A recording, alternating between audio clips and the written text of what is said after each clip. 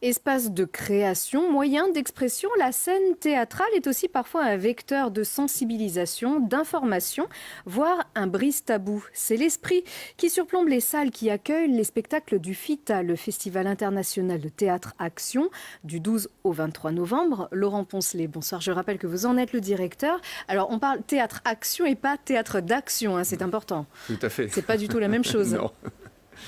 C'est-à-dire théâtre Action, agir à travers le théâtre. Alors oui, le concept en soi peut paraître un peu, j'ai envie de dire, lointain, et ça peut être un pléonasme, parce que le théâtre, c'est de l'action. Mais c'est comment, par le théâtre, on est présent dans la vie de la cité. Comment, pour le coup, on impacte dans la vie de la cité. Et donc, du coup, on agit dans le monde. Sachant que dans notre programmation, le choix de la programmation, ce sont des spectacles qui portent des thématiques fortes, sociales, politiques, qui sont ancrées dans notre monde contemporain. C'est pas du divertissement gratuit, quelque chose comme ça qui est vraiment relié au monde dans lequel on vit et en ce sens qui est en interaction avec le monde dans lequel on vit. Alors on donne un véritable sens aussi, autre que le divertissement.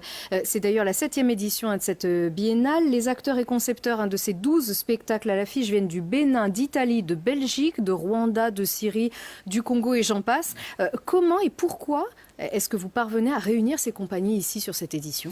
Alors, un réseau international s'est constitué autour de notre compagnie, dont je suis metteur en scène, et autour du FITA depuis maintenant 12 ans. On a des partenaires sur tous les continents quasiment, à part l'Océanie.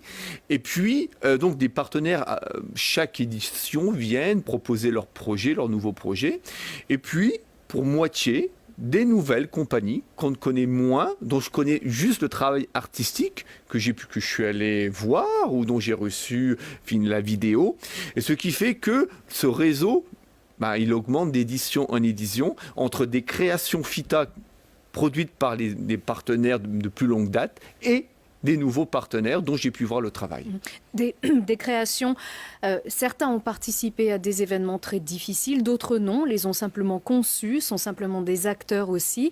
Il y a un petit peu toutes les formes d'expression. Ici, on disait, il y a donc des problèmes d'ordre social qui sont propres à nos sociétés occidentales, mais également beaucoup de témoignages de guerre, d'atrocités. Certaines épreuves sont d'ailleurs assez assourdissantes. On va les écouter quand même. Un extrait du spectacle Live to Live, produit par la compagnie La Contravention. Écoutez. 6 millions de morts. Ils m'ont emmené dans un centre de formation au Rwanda et m'ont appris à tirer, à tuer, à violer, à me passer de nourriture, à devenir un tueur, à oublier mon âge. Je m'appelle Jean-Louis. Yaoundé Moulambane Kita, j'ai 27 ans. Ils m'ont emmené et gardé pendant 5 ans. C'était la foire aux cadavres. Ils s'entassaient autour de nous. Je venais juste de l'abattre, mais son œil bien ouvert refusait de se taire. Je piétinais dans cette cohue. Je me débattais. Et puis là, sous mon pied, ça céda. Ou plutôt, ça éclata, dégoulina, ça chiala du sang à grandes eaux, le grand saccage. Le crâne de celui que j'avais tué, explosé, fracassé, réduit à rien. Il y a des scènes qui sont vraiment difficiles. Ici, on parle de la guerre. C'est une création Congo, Bénin, France qu'on pourra voir d'ailleurs le 14 novembre à 19h30 à l'espace 600. Le lendemain à l'espace Paul Jargot à Crolles.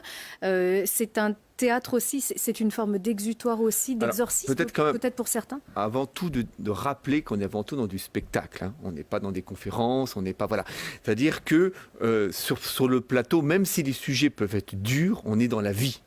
Et là, pour le coup, en l'occurrence, le spectacle dont on vient de parler, un groupe musical joue de la rumba congolaise pendant toute la représentation.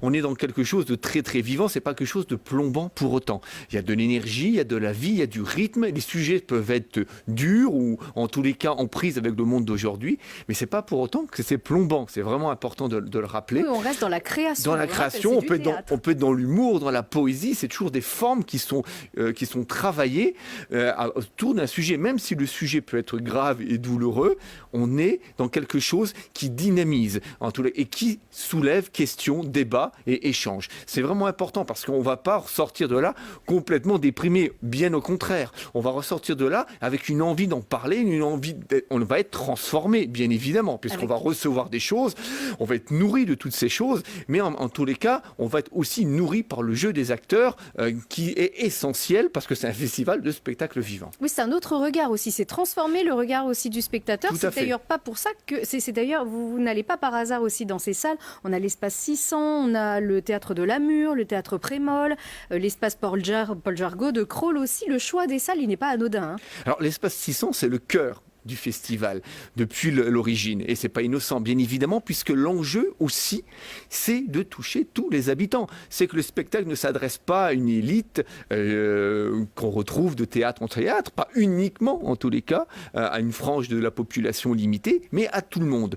Et donc, il y a un énorme travail de rencontre avec les habitants en amont, entre les troupes et des partenaires diverses, associations de quartier, maisons de quartier et autres, qui permettent véritablement de mobiliser un public unique et un brassage unique de population dans les théâtres.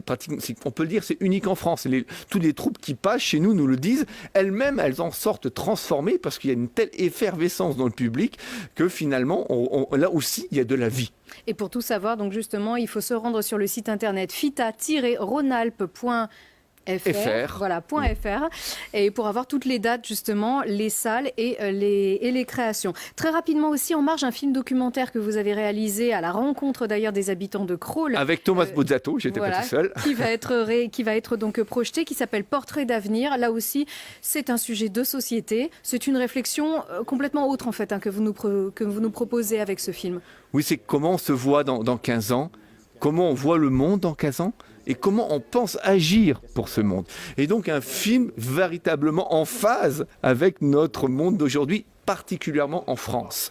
Et donc, bien évidemment, les spectateurs ont toujours envie de réagir suite à ce spectacle, parce que ça concerne tout le monde, à son échelle, comment on voit le monde dans 15 ans et comment on pense pouvoir agir. Eh bien, merci beaucoup Laurent Poncelet. Je rappelle que vous avez co-réalisé donc ce film et que vous êtes le directeur du Festival international du théâtre Action qui donc commence ce 12 novembre dans la région grenobloise, on va dire. Merci encore. Merci beaucoup.